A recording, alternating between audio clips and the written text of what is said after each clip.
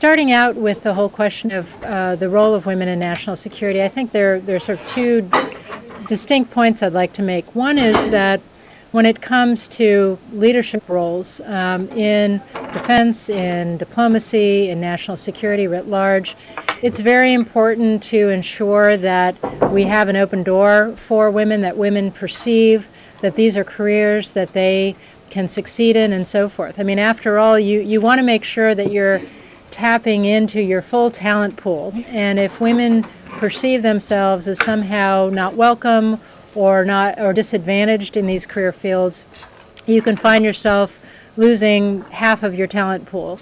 I know that Spain in some regards is a little bit ahead. You've had a female minister of defense, you've had other senior officials in this field who are women, and that's, I think, a great role model for younger women. I think in the United States we are making progress in this regard, and I know that in my time I had 2 tours in the Pentagon. In the 1990s in the Clinton administration, we had a senior women's lunch and we fit at one table in the cafeteria, about 8 to 10 of us.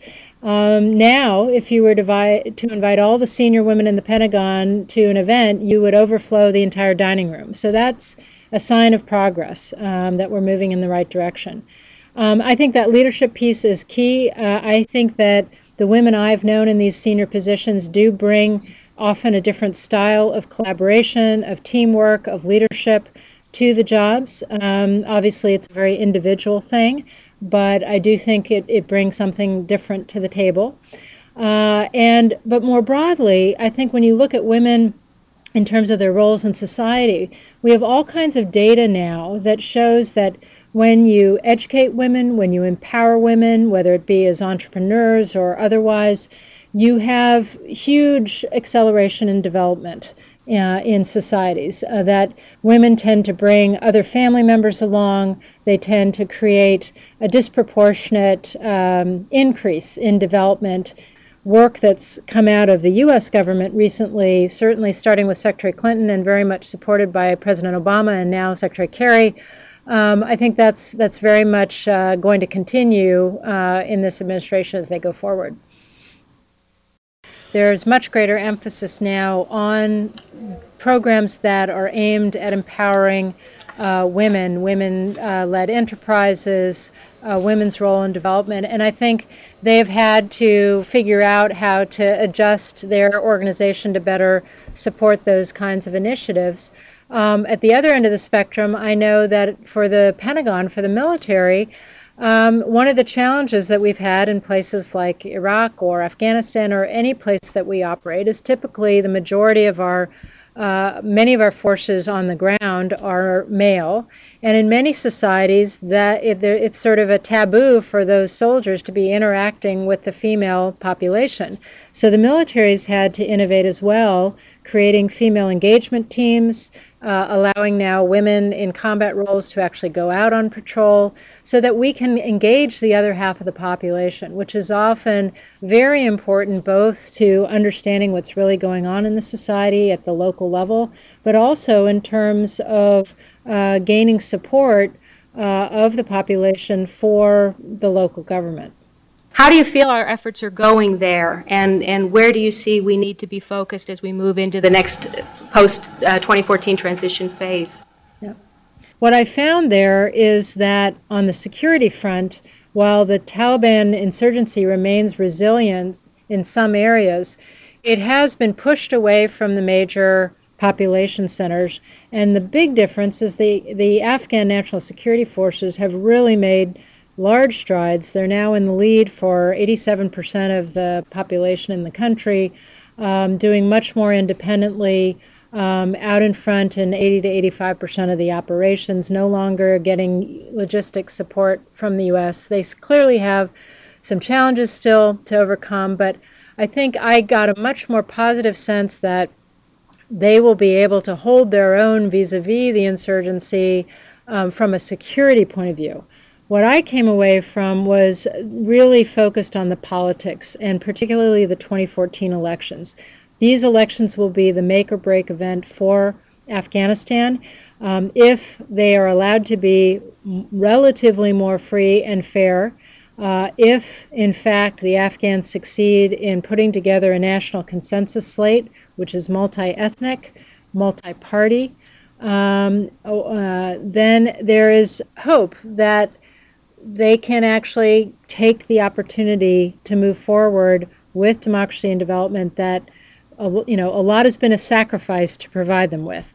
There is, however, still concern that the elections could be rigged, that they could be stolen, that they could be so plagued with fraud that you would end up with an illegitimate outcome where that could very much undercut the commitment of the international community to continue to provide assistance that's critical to Afghanistan's success post-2014. So to me, the real center of gravity is moved from the security picture now to the political picture and what will happen in these elections.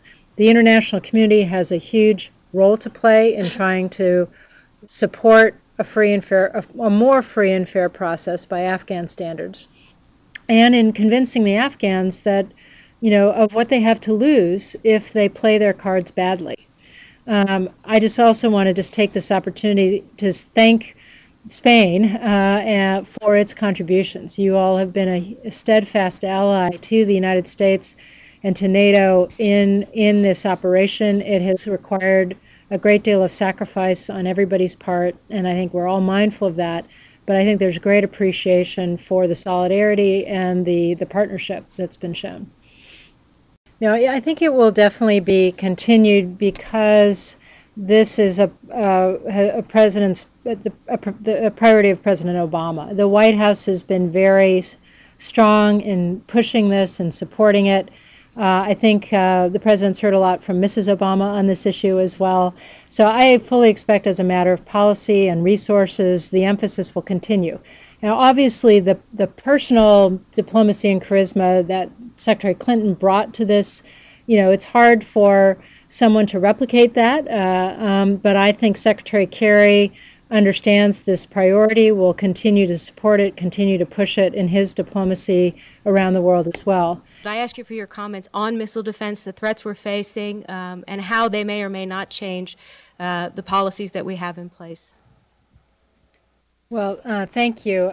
First of all, again, let me just say I think there's huge appreciation in Washington for Spain's partnership on missile defense. The work we've done to allow for American ballistic missile defense ships, the Aegis ships, to be forward stationed in Rota is invaluable. It makes it a much more cost-effective contribution in terms of managing ship deployments and so forth. And again, it's one of these things that could not have been done without the strong partnership between our two countries and our two militaries. So first, a note of thanks. I think, I spent the morning on American television talking about North Korea, and my take is that what we're seeing is obviously some very bellicose rhetoric and a pattern of provocations from a new and untested leader, Kim Jong-un. I think what's motivating this is a couple of things. First, as a new and untested leader, he is trying to consolidate his domestic centers of power, particularly the military, ensure the military is behind him, and secondly, the party infrastructure and elite. And we have seen in past transitions the use of provocation cycles to consolidate a new leader's power. It certainly was true of his father, and it was true of his grandfather. The second motivation, I think, is that he's really trying to draw attention to North Korea. He sees the United States deeply involved in the Middle East, deeply involved with other countries in Asia, doesn't feel that North Korea is getting the attention he wants, and so this is a way that he's, I think, trying to get that. The danger is that because of his inexperience, and he's new to this dynamic, there is a more substantial risk of miscalculation than there has been in previous rounds of provocation. There is a common mantra about the strategic analysts and experts that the United States defense and security policy is focusing towards Asia and the Pacific and somehow getting not so much interested in European matters. Can you tell us something about that? And do you think that the link between the transatlantic link between the United States and Europe through NATO is going to be as forceful as has been in the past, in the future? Thank you. Yeah. You know, I think that you are right that the U.S. remains absolutely committed to the transatlantic alliance, to our partnership with Europe. Europe remains our most important trading bloc. It is the largest collection of democracies who share our values and, in many cases, our interests around the world. When we confront any challenge, whether it's dealing diplomatically with Iran's nuclear weapons program or dealing with the crisis in Libya, the first set of countries we turn to work together is our allies in Europe. That's not going to change. I think you're going to see on the part of this administration increased efforts to enhance free trade between the U.S. and Europe, to bring down some of the barriers that remain. You're going to continue to see, even post-Afghanistan, strong investment from the U.S. in NATO, in helping NATO adapt to new challenges and maintaining our interoperability and our readiness together and so forth. I think the pivot, if you will, or the rebalance to Asia has been misunderstood.